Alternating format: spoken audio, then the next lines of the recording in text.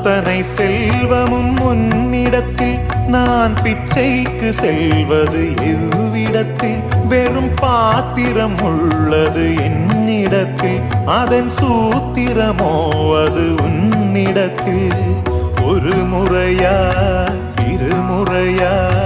பல முறை பல பிறப்பெடுக்க வைத்தாய் புதுவினையா பழவினையா கணம் கணம் தினம் என்னை துடிக்க வைத்தாய் பொருளுக்கு அலைந்திடும் பொருளற்ற வாழ்க்கையும் துரத்துதே